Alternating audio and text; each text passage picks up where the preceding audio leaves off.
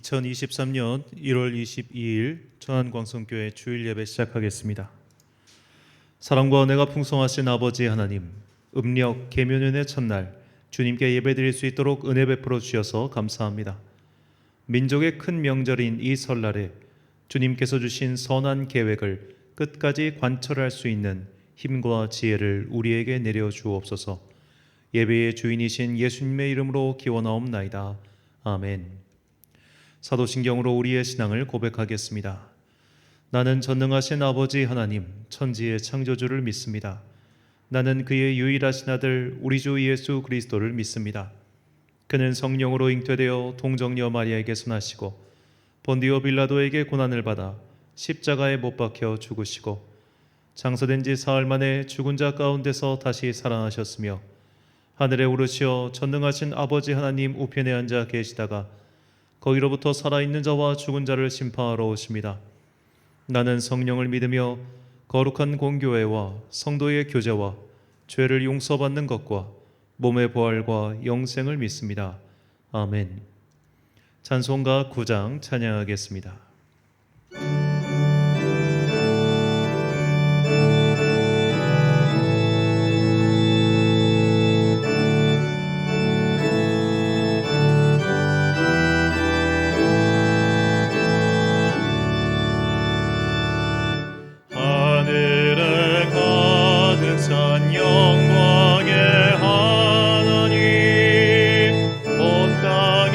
충만한 존귀한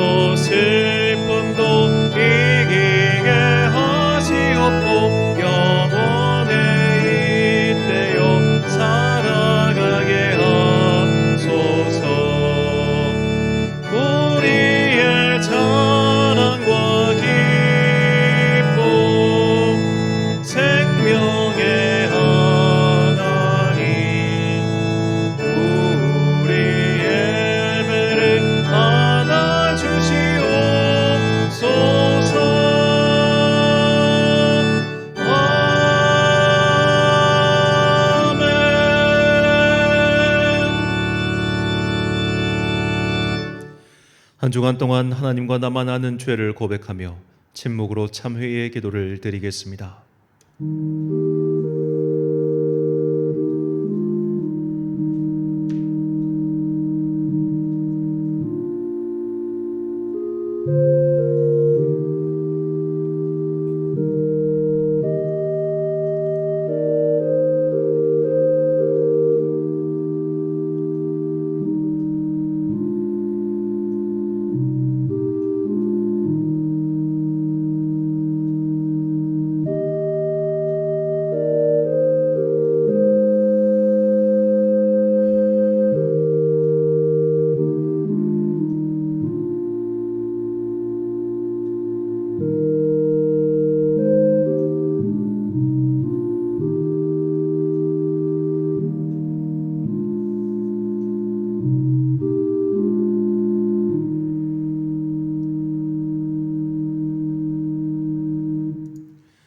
다 함께 공동기도를 드리겠습니다.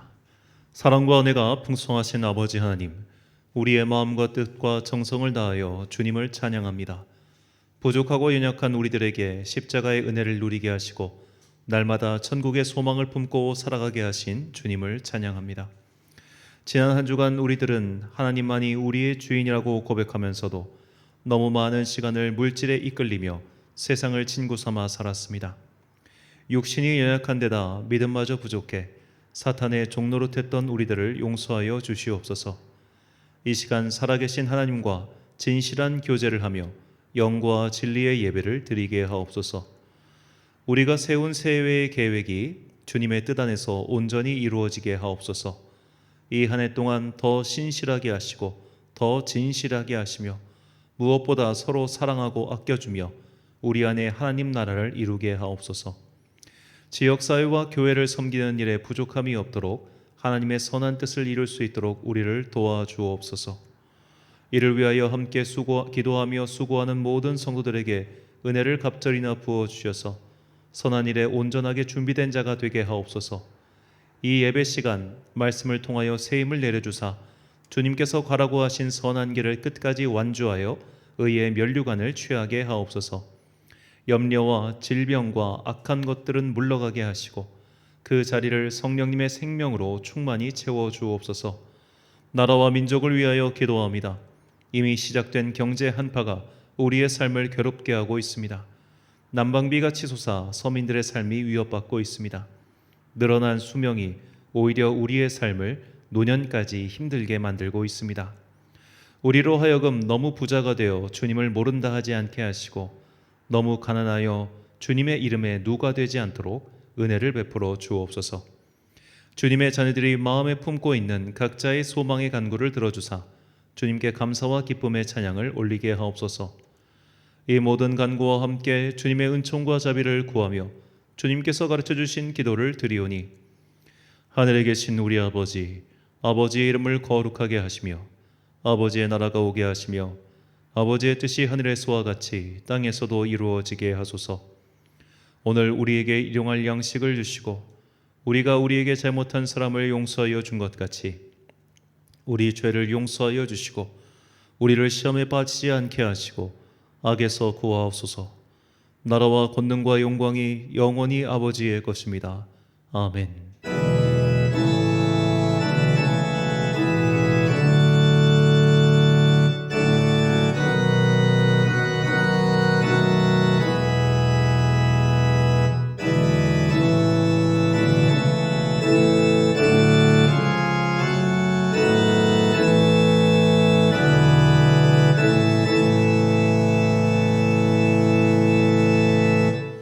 사제의 말씀 선포하겠습니다.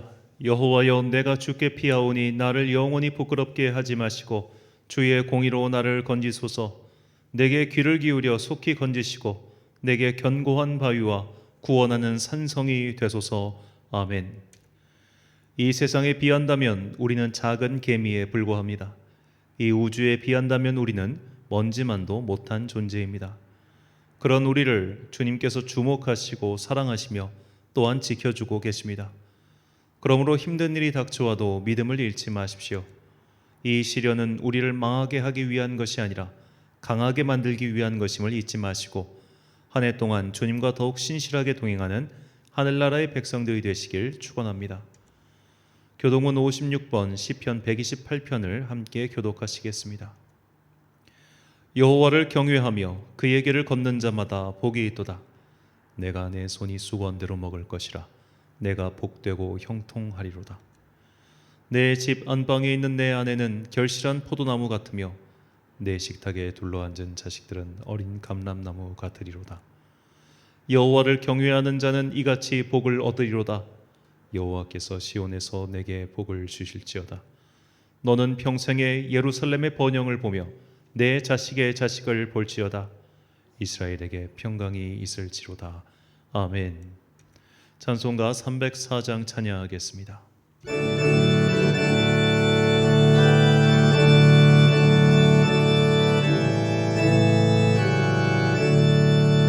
크신 하나님의 사랑 말로 다 영영 못하네. 저 높고 높은 별을 넘어 이 낮고 낮은 땅 위에 죄범한 영혼 구하려 그 아들 보내사 제물 삼으시고 죄 용서하셨네. 하나님 크신 사랑에 증량 다 못하네. 영원히 변치 않는 사랑 성도여 찬양하세. 괴로운 시절 지나가 그 땅 위에 영광 쇠할 때 주 믿지 않던 영혼들은 큰 소리 외쳐 울어도 주 믿는 성도들에게 큰 사랑 베푸사 우리의 죄 사했으니 은혜 있을까. 하나님 크신 사랑이 증량 다 못하네. 영원히 변치 않는 사랑 성도여 찬양하세.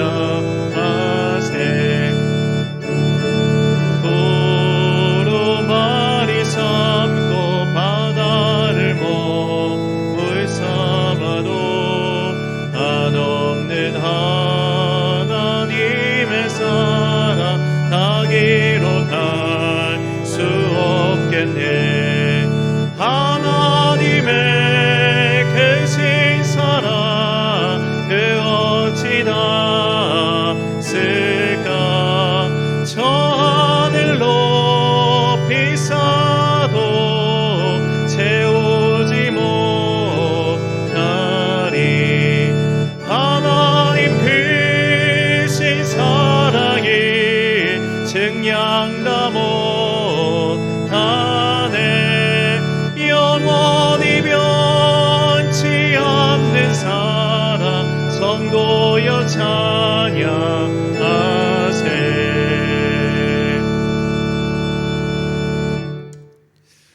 지난주 봉헌하신 분들입니다. 주정원금 김종학 씨님 가정에서 드리셨습니다. 11조원금 김종학 씨님 드리셨고요. 송 집사님 가정에서 드리셨습니다. 감사원금 무명의 성도님께서 하셨습니다. 목적헌금 오 집사님 청소년 캠프를 위해서 하셨고요. 또 성경헌금 하셨습니다. 1,000번제헌금 드리셨습니다. 작은 교회를 살리는 청소년 연합 캠프 이제 한 달 앞으로 다가왔는데 이 한 달 동안 함께 마음을 다해서 기도해 주십시오. 2박 3일간의 일정을 통해서 우리가 특별히 목표로 삼고 있는 것은 현재 중학생 아이들의 경우 이렇게 교회에서 자는 캠프를 한 번도 해본 적이 없습니다. 그리고 지금 고등학생 아이들도 이런 캠프를 거의 해본 적이 없습니다. 왜냐하면 지금 벌써 코로나 전국이 된 지 3년째가 접어들면서 이 교회가 이런 캠프를 못한 지 오래됐죠. 그러다 보니까 이제 아이들이 이런 캠프를 한 번도 경험해 보지 못한 채 지금 이제 성인이 될 어떻게 보면 그런 위협에 처해 있다고도 볼 수 있겠습니다.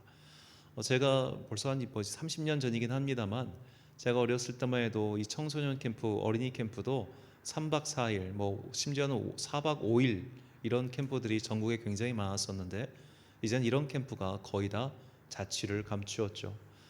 더구나 이제 요즘 캠프 사역을 하는 사람들의 말을 들어보면 이제는 아이들이 좀 사치스러워져 가지고 개인 방을 주거나 뭐 2인실을 주지 않으면 아예 캠프에 오지를 않으려고 한다고 합니다. 너무나 개인화되고 좀 파편화된 게 우리의 일상이 돼 버렸죠. 그래서 오히려 이것도 믿음의 훈련이다라는 생각으로 사실은 조금 어떻게 보면 옛날 방식, 뭐 교회에서 자고 2박 3일간 진행하는 이런 것들을 진행하고 있습니다. 감사하게도 이제 아마 1월 30일경에 국가에서 실내 마스크 착용을 해제한다는 그런 기사를 접했습니다. 이제는 코로나 전국도 사실상 끝이 난 것이나 진배 없기 때문에 물론 앞으로 더 위협의 가능성이 있긴 하지만 이렇게 실내 마스크 착용도 해제가 돼서 우리가 조금 더 캠프를 하기에 용이한 환경이 되었습니다.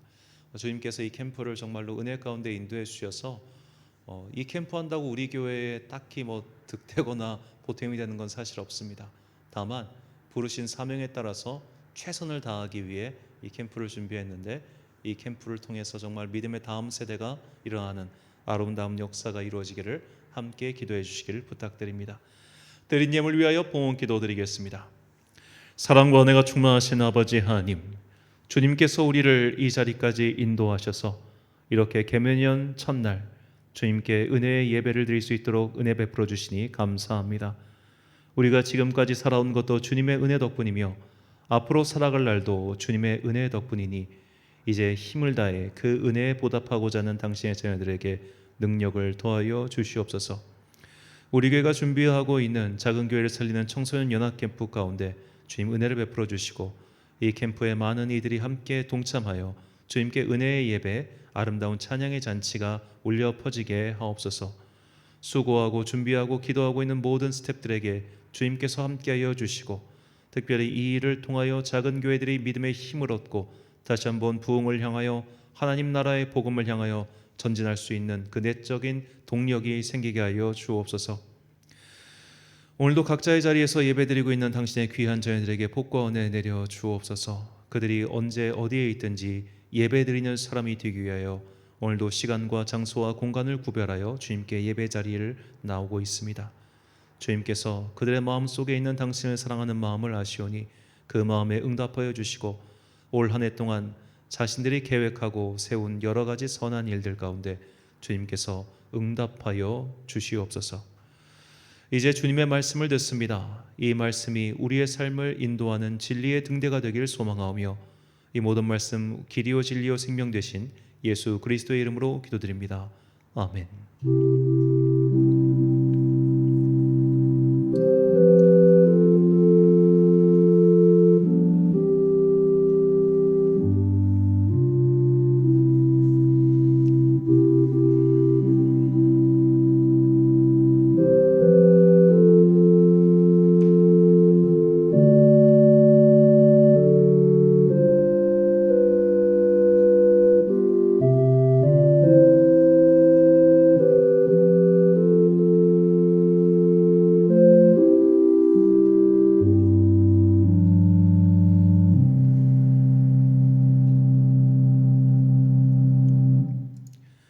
오늘 우리에게 주신 한이의 말씀 구약성경 사사기 3장 1절부터 7절까지의 말씀입니다. 사사기 3장 1절부터 7절까지의 말씀. 이제 봉독하겠습니다. 하나님의 말씀 경청하십시오. 여호와께서 가나안의 모든 전쟁들을 알지 못한 이스라엘을 시험하려 하시며 이스라엘 자손의 세대 중에 아직 전쟁을 알지 못하는 자들에게 그것을 가르쳐 알게 하려 하사 남겨두신 이방 민족들은 블레셋의 5 군주들과 모든 가나안 족속과 시돈 족속과 바알 헤르몬 산에서부터 하맛 입구까지 레바논 산에 거주하는 히위 족속이라. 남겨두신 이 이방 민족들로 이스라엘을 시험하사 여호와께서 모세를 통하여 그들의 조상들에게 이르신 명령들을 순종하는지 알고자 하셨더라. 그러므로 이스라엘 자손은 가나안 족속과 헷 족속과 아모리 족속과 브리스 족속과 휘 족속과 여부스 족속 가운데 거주하면서 그들의 딸들을 맞아 아내로 삼으며 자기 딸들을 그들의 아들들에게 주고 또 그들의 신들을 섬겼더라. 이스라엘 자손이 여호와의 목전에 악을 행하여 자기들의 하나님 여호와를 잊어버리고 바알들과 아세라들을 섬긴지라. 아멘. 선한 일에는 마가 낀다라는 제목으로 하나님의 말씀 선포하겠습니다. 중국 명나라 때 한 소설에 보면 이런 문구가 등장합니다. 도고 일척이면 마고 일장이라. 자, 이 뜻은 직역하면은 도가 높게 일척을 세우면 그에 대하여 마는 무려 일장을 세운다는 뜻입니다.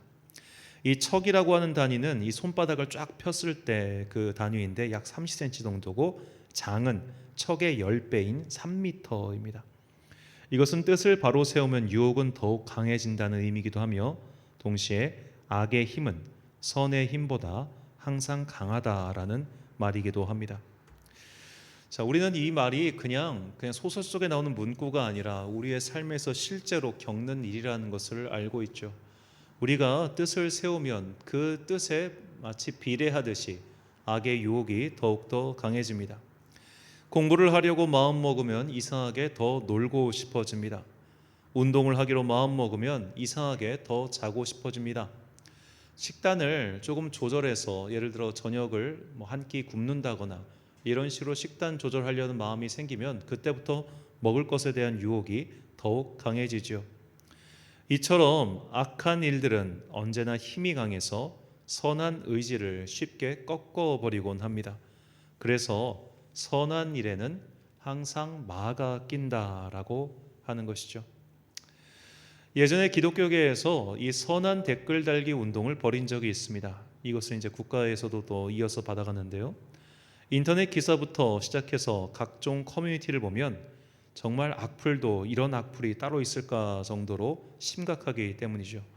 또 그런 말들 때문에 자살하거나 혹은 사회와 담을 쌓고 살아가는 그런 일들이 하도 많이 일어나다 보니 무분별한 악플을 삼가할 뿐만 아니라 선한 댓글을 달아서 이 세상을 조금 더 아름답게 만들어보자, 이런 운동이 생긴 겁니다. 그런데 이런 운동이 어느샌가 사그라들었습니다. 왜 그럴까요? 도무지 파도처럼 범람하는 이런 악플을 이 선풀 몇 개 다는 걸로 막을 도리가 없었기 때문입니다. 그러니까 우리가 선한 일을 시작해도 그 선한 일은 이 악의 파고에 넘어가질 못해서 금세 좌절하거나 꺾이는 일들이 우리에게 너무 많이 일어나고 또 우리는 그것을 많이 경험하지요.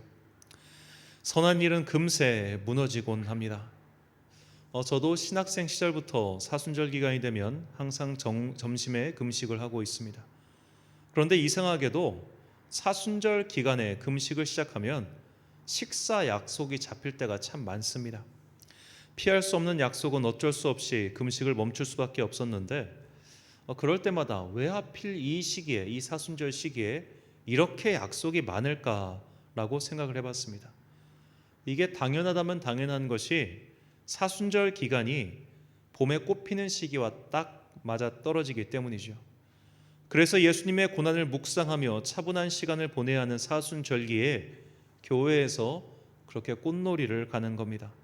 벚꽃 피고 지는 시기가 정확하게 사순절, 심지어는 고난주간인 경우도 적지 않기 때문이죠. 이처럼 우리가 선한 일을 세울 때 오히려 유혹은 강해지고, 선한 계획을 세우고 그 선한 일을 시작할 때 오히려 악한 마귀의 역사가 더욱더 심해지는 것을 우리는 알고 있습니다. 우리가 뜻을 세우고 선한 일을 하려고 해도 온갖 방해 요소가 그때부터 드러나기 시작합니다. 그래서 우리는 선한 일을 하다가 낙심할 때가 참 많습니다.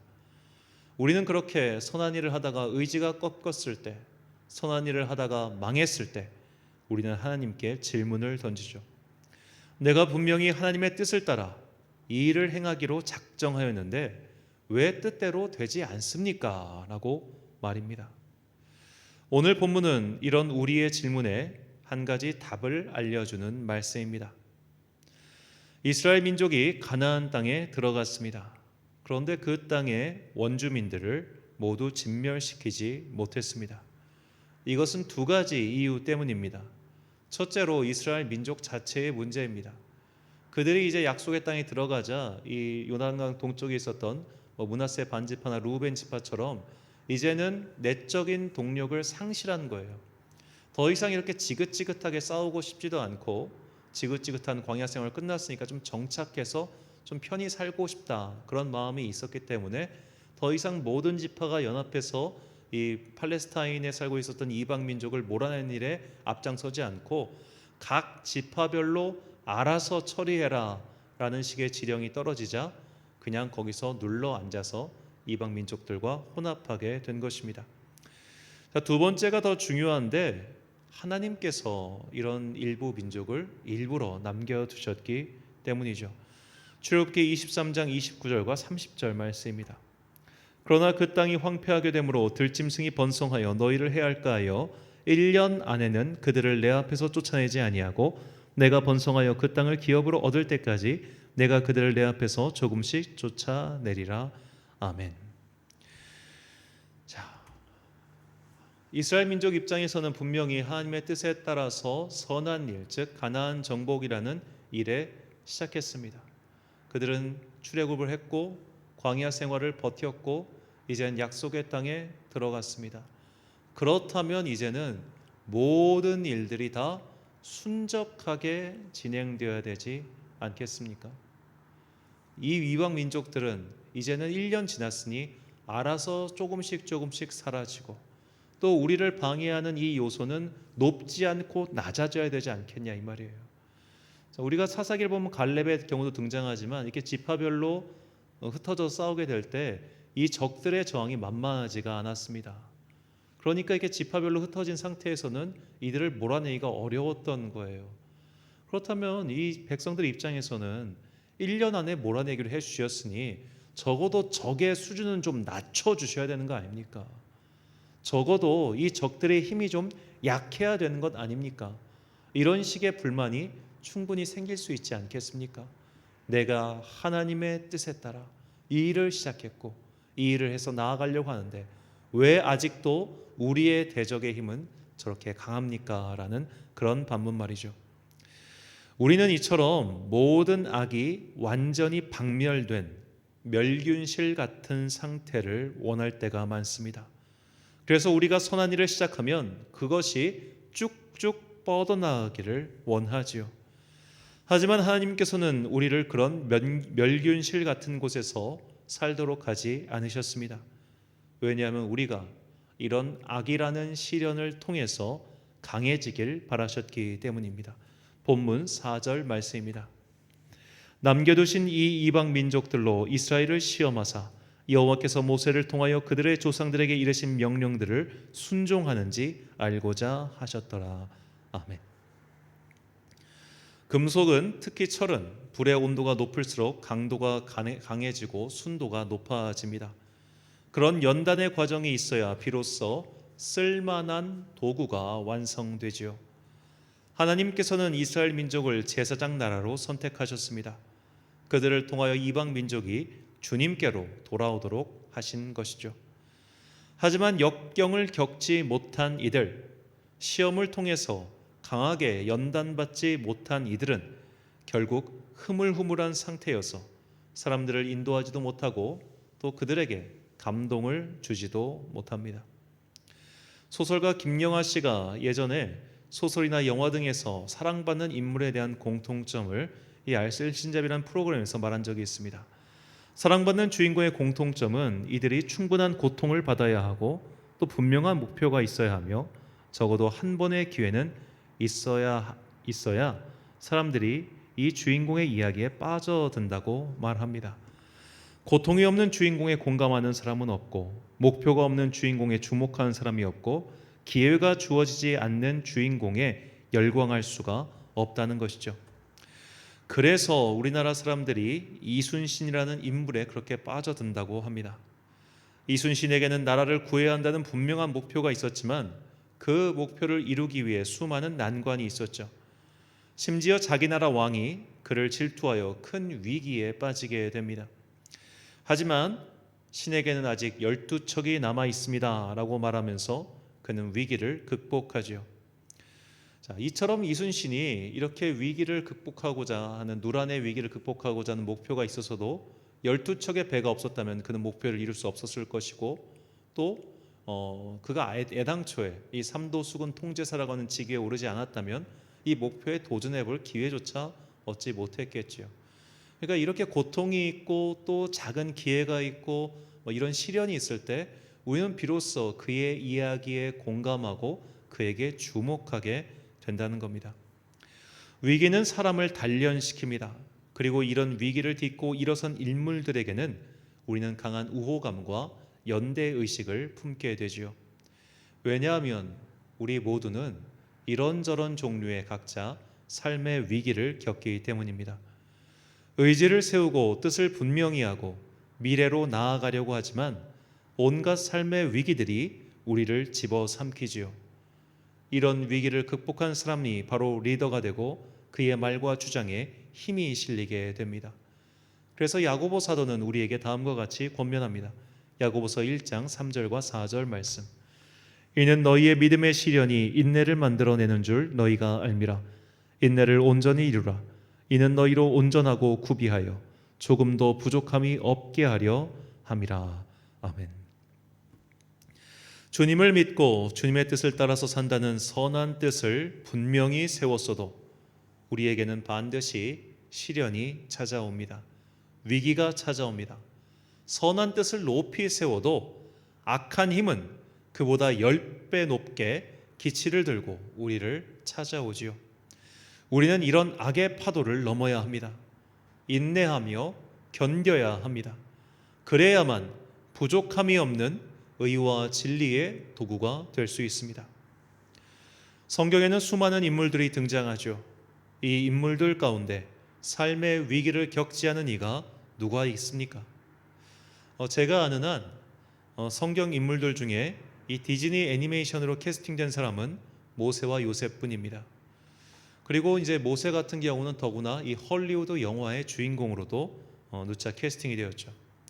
찰턴 헤스턴이 주연한 10개라든지, 그리고 최근 영화인 엑소더스 신들과 왕들의 전쟁, 이것 또한 모세가 주인공입니다. 모세는 그야말로 할리우드와 디즈니조차 사랑하는 캐릭터죠.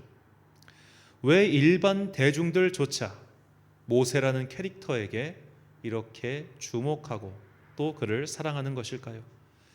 앞서 소설가 김영하 씨가 말한 사랑받는 인물에 그가 딱 부합하기 때문입니다.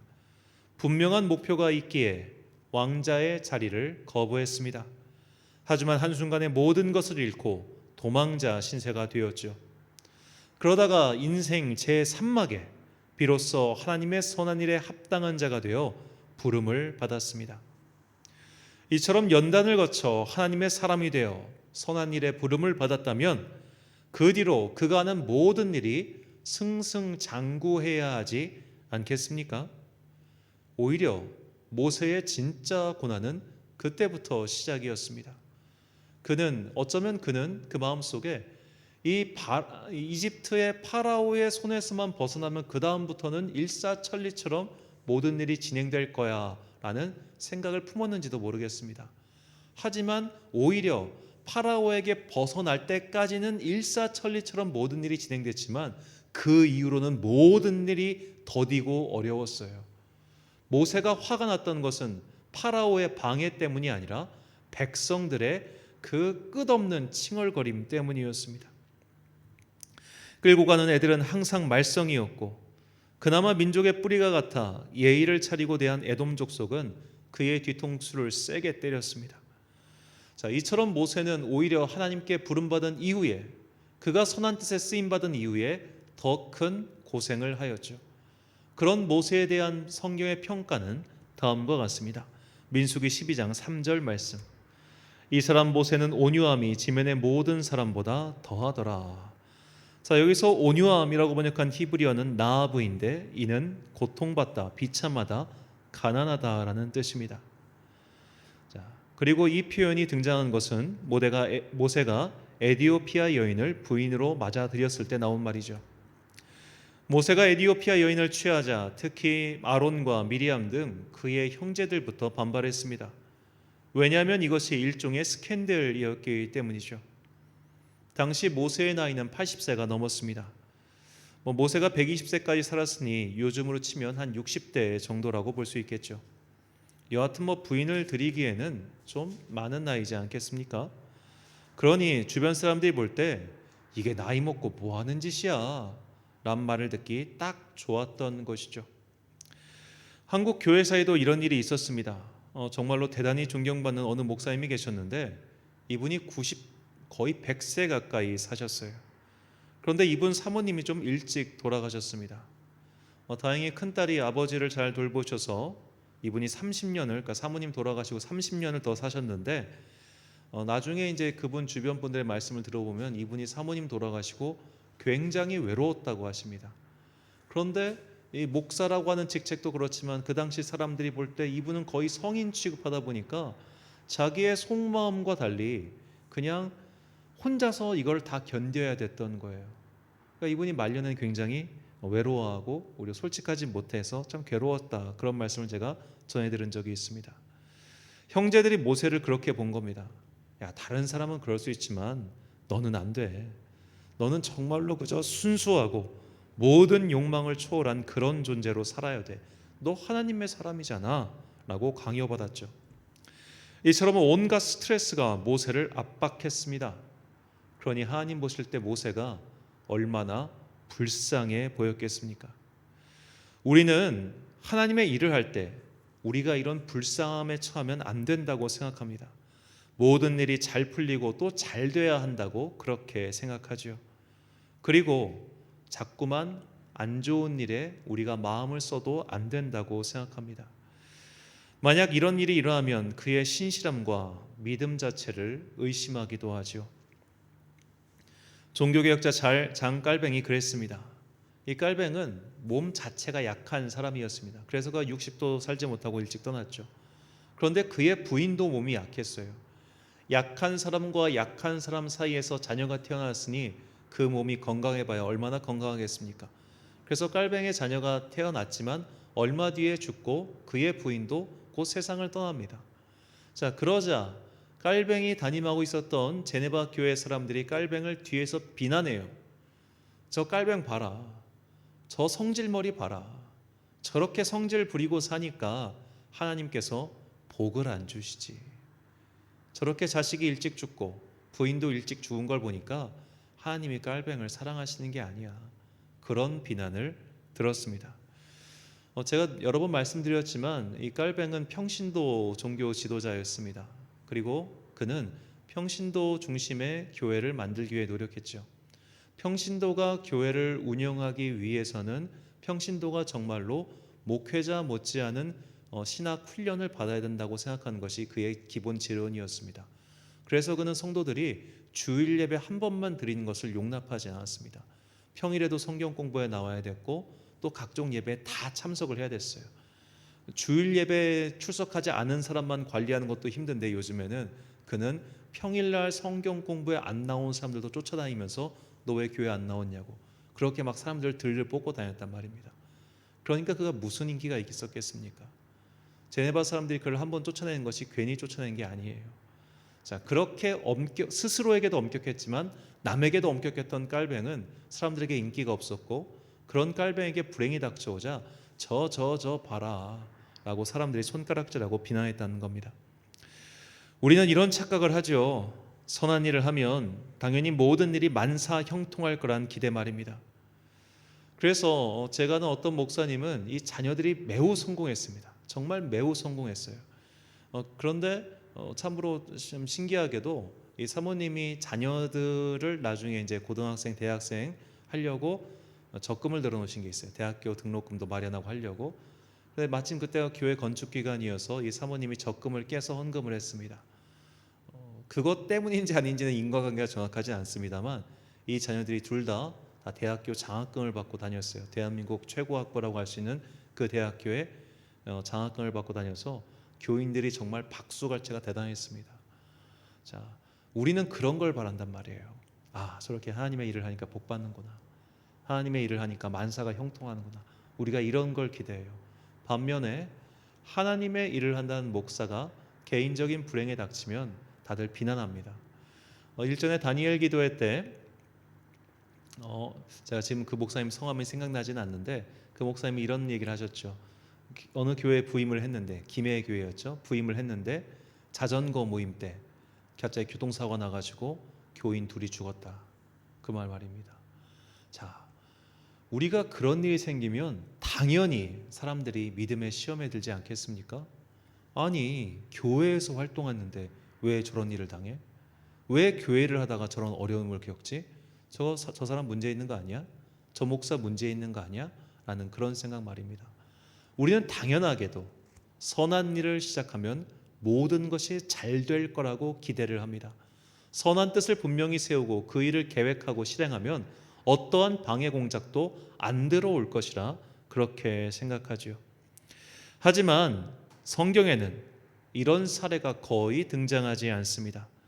오히려 하나님의 일을 열심히 해도 망하는 일, 괴로움을 겪는 일이 훨씬 더 많이 등장하죠. 엘리야와 예레미야가 대표적 사례입니다. 엘리야는 정말로 주님의 일에 목숨을 걸었습니다. 그러나 그를 찾아온 것은 오직 절망뿐이었습니다. 아무리 그가 노력하고 열심을 다해도 도무지 이 세상이 변하지 않았고 그가 기대했던 선한 일들이 일어나지 않았기 때문이죠. 그때 엘리야는 주님께 다음과 같이 외칩니다.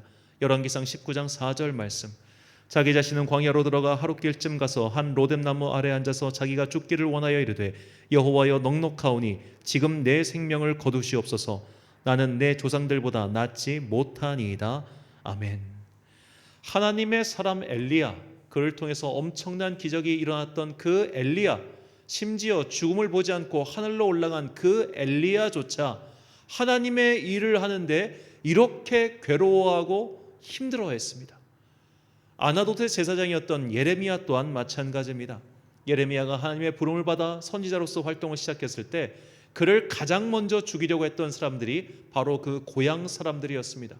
그는 친구들의 비난을 받았고 지인들에게 등을 돌림을 받았고 혼자 외롭게 그렇게 괴로운 시간을 보냈습니다. 그래서 예레미야는 주님께 이렇게 하소연합니다. 예레미야 15장 10절과 15절 말씀. 내게 재앙이로다 나의 어머니여, 어머니께서 나를 온 세계에 다투는 자와 싸우는 자를 만날 자로 낳으셨도다. 내가 꾸어주지도 아니하였고 사람이 내게 꾸이지도 아니하였건만은 다 나를 저주하는도다. 여호와여, 주께서 하시오니 원하건대 주는 나를 기억하시며 돌보시사 나를 박해하는 자에게 보복하시고 주의 오래 참으심으로 말미암아 나로 멸망하지 아니하게 하옵시며 주를 위하여 내가 부끄러움 당하는 줄을 아시옵소서. 아멘. 주를 위하여 내가 부끄러움 당하는 줄을 아시옵소서. 이게 예레미야의 본심이었습니다. 이게 굉장히 고상하게 나와서 그렇지 그가 정말로 그 순간 어떻게 기도했겠습니까?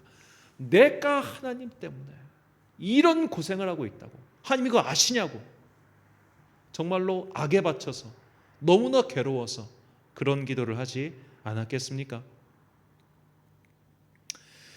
선한 의지를 높이 세워도 악한 일은 더 높은 파도로 우리를 덮쳐옵니다.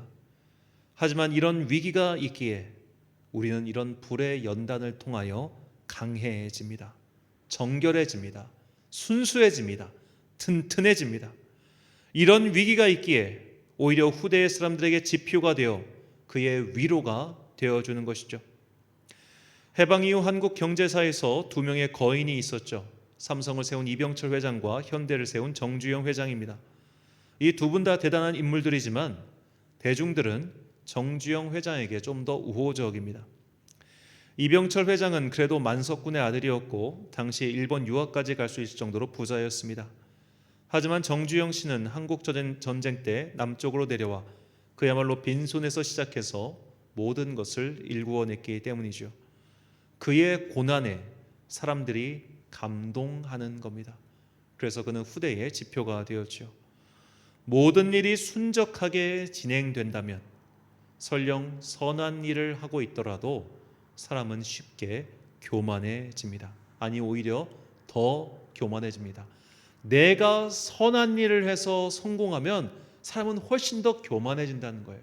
악한 일을 해서 성공하면 그나마 부끄러움이라도 알겠지만 선한 일을 해서 성공하면 사람은 정말로 그 어떤 말도 그에게 들어오지 않는 소위 말해 의인 행세를 하게 된다는 겁니다.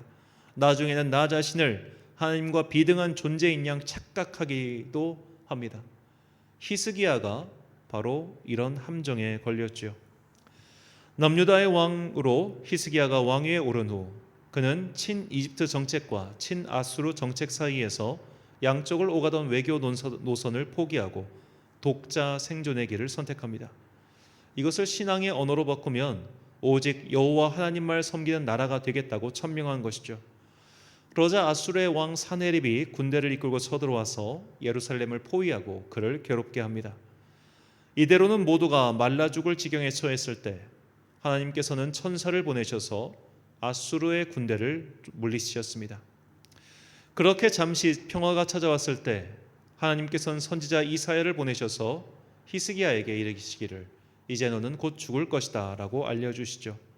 그 말을 들은 히스기야는 얼굴을 벽으로 향하게 하고 간절하게 기도합니다.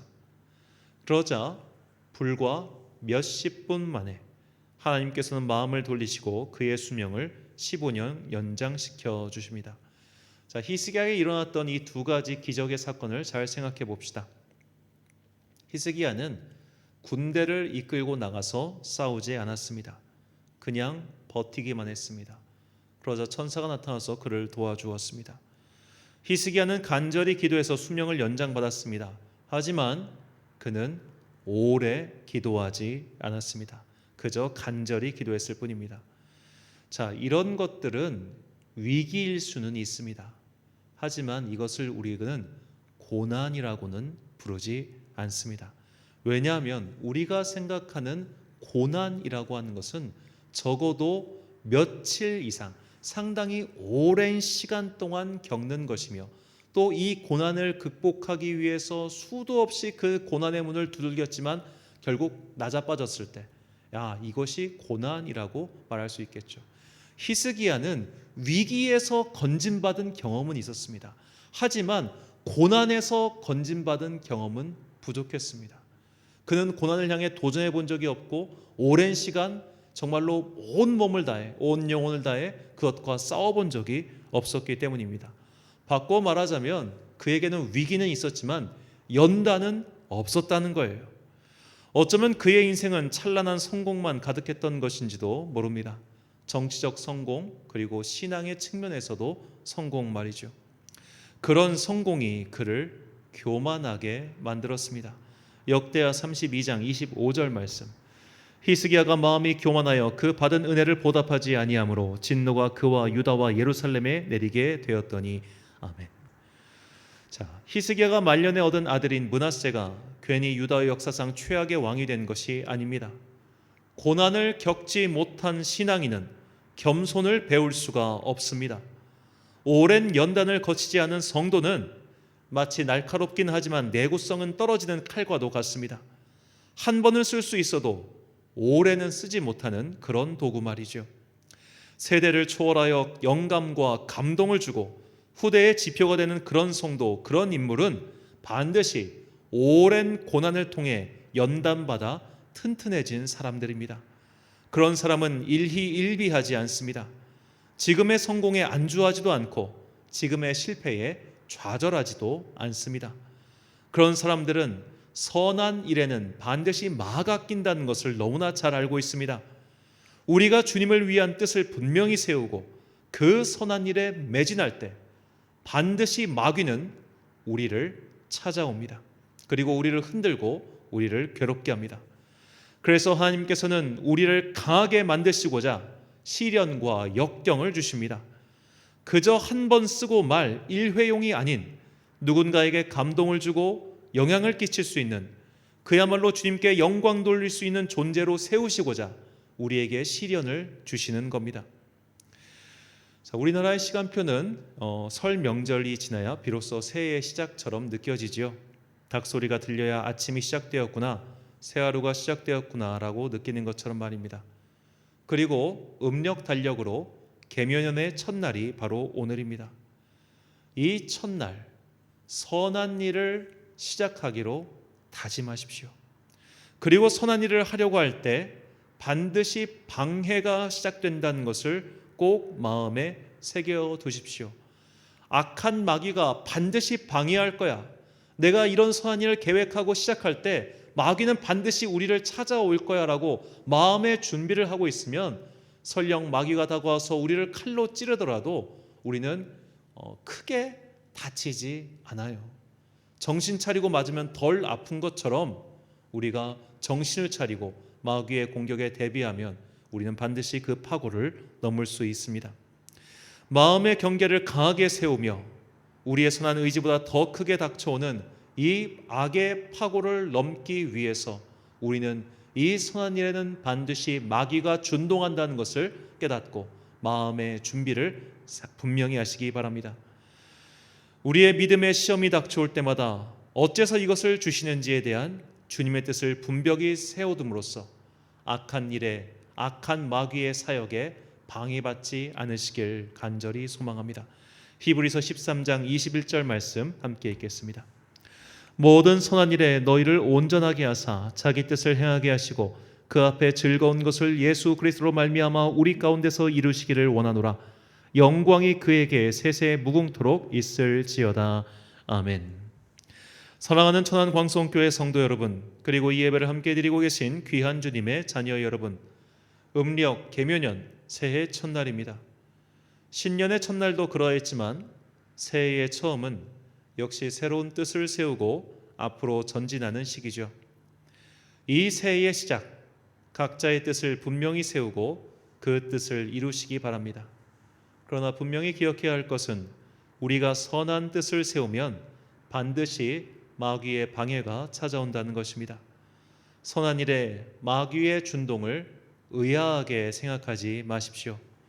우리의 마음을 힘들게 하고 육체를 병들게 해서 그 선한 의지를 꺾으려 할 것입니다. 악한 파도가 높이 들이칠 때 그 파도 앞에서 용기를 잃지 마십시오. 이 파도는 결국 나를 더 먼 곳으로 인도할 것입니다. 이 파도는 나를 부서뜨리는 것이 아니라 나를 강하게 만들어 우리를 마침내 하나님의 선한 도구, 더 단단한 도구로 만들 것입니다. 그러므로 자신이 세운 그리고 주님께 받은 그 선한 의지를 포기하지 마십시오. 포기하지 않으면 때가 이를 때 반드시 기쁨으로 그 단을 취하게 될 것입니다. 우리를 온전하게 만드실 주님의 계획을 신뢰하며 악한 것에 꺾이지 않는 의지를 높이 세우고 주님의 일에 더욱 힘쓰는 이 개묘년 새해의 주인공들이 되시길 예수님의 이름으로 축원합니다. 기도하겠습니다. 사랑과 은혜가 풍성하신 아버지 하나님, 우리가 선한 일을 시작할 때 악한 마귀의 괴계가 더욱더 힘차게 우리를 방해한다는 것을 깨닫게 해주시니 감사합니다. 우리는 이 믿음의 시험과 연단을 통과하여 마침내 주님께서 쓰시기에 부족함이 없는 튼튼하고 단단하고 날카로운 도구가 될 것을 믿습니다. 이제는 성령님께서 당신의 불로 우리를 연단해 주시고 성령님의 그 따뜻하고도 생명력이 넘치는 물로 우리를 가득 채우사 어떠한 악의 시련에도 굴복하지 아니하고 더욱더 단단한 영혼이 되어 주님께 쓰임받게 하여 주옵소서. 굳건한 믿음의 반석 위에 올라가 마침내 주님을 다시 배우는 날 주님께 의의 면류관을 얻는 귀한 종들 되기를 간절히 소망하오며 이 모든 말씀 우리를 연단하시는 예수 그리스도의 이름으로 기도드립니다. 아멘. 찬송가 516장 찬양하겠습니다.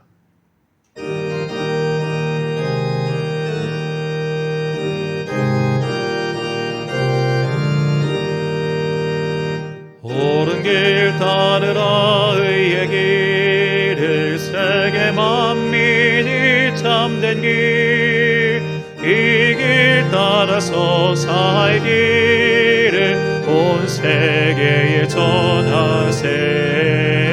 만 백성이 나갈 길, 어두운 밤 지나서 동튼다. 환한 빛 보아라 저미, 주 예수의 나라 이 땅에 못 오겠네 오겠네. 주 예수 따르라 승리의 주, 세계 만민이 나아가 길 길과 진리요 참 생명 내 창검을 부수고 다 따르라 화평와 어두운 밤 지나고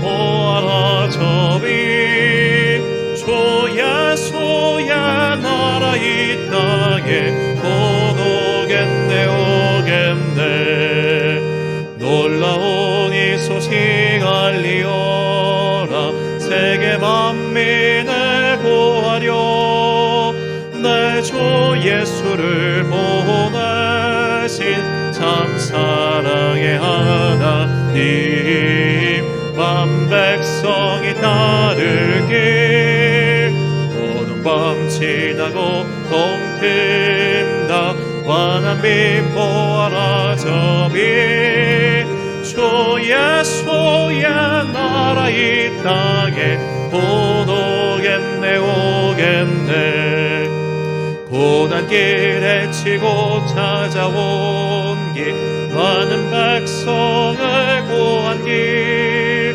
모두 나와서 믿으며 온 세상이 마침내 이 진리 살겠네 어두운 밤 지나고 동팀다 환한 빛 보아라 저빛 주 예수의 나라 이 땅에 곧 오겠네 오겠네.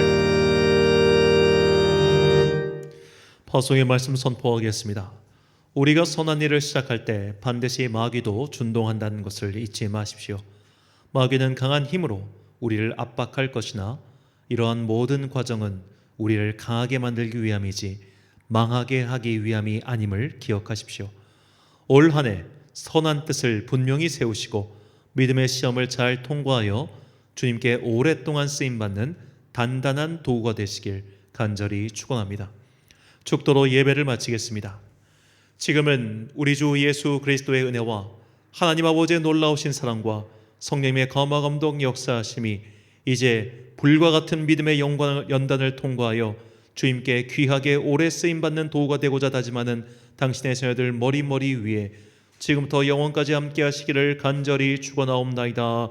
아멘.